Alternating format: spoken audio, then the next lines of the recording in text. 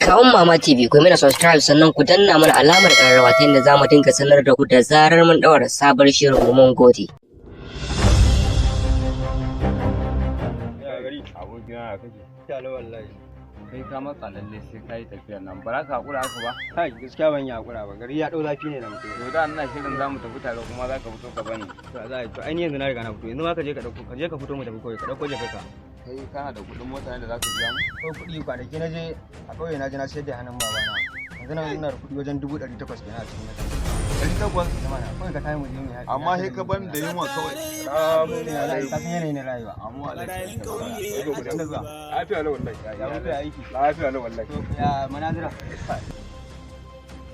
Wallahi ina neman wani ne wai shi Aliyu. Ka ka zaga nan cikin gota mu kula ga wannan. Ni gaskiya na gari wallahi bare dai dan huta ne ko. Satare babu daɗi. Kai barayin kauye atiba. Ban abin da yake hanuka. Yana fasa maka. Ku bashi mana ku bashi maka. Allah me fira yau Allah. Kai ka bani. In jaruna ne ba. Fasa maka. Ina wannan wayan ba ta Allah bashi Allah. Ban abin da yake. A ina. Kai wallahi dan fasa maka. Barayin kauye ya kamata ku yi ganewa. Barayin kauye me yasa kuke sata ni?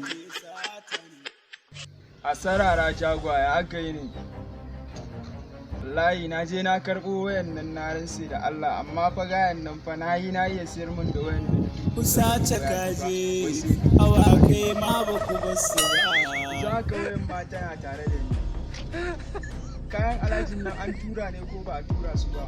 Barayin kauye atiba. Ina nan ta kofar gidanmu. Salamun alaikum. Ina zuwa jagwa ina zuwa na ga dan dawa ina zuwa. Barayin kauye. Ali nake ne. Kai ka gana ma kama da wanda zaka tambaya kana neman Ali. Daga ina ma ka fito tuku?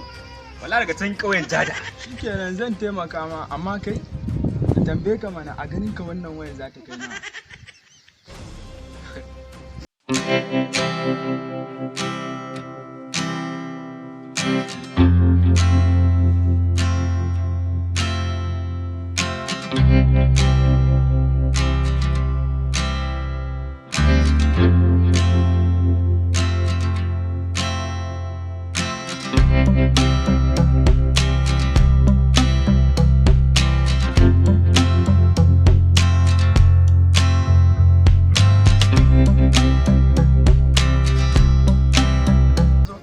Da bindigar roba Baka san bindiga ce ba.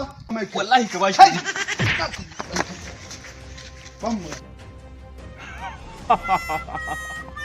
kai ka san waye ni to yau sai ka yaba ma aya zakin ta za ka san ka haɗu da gabanka ai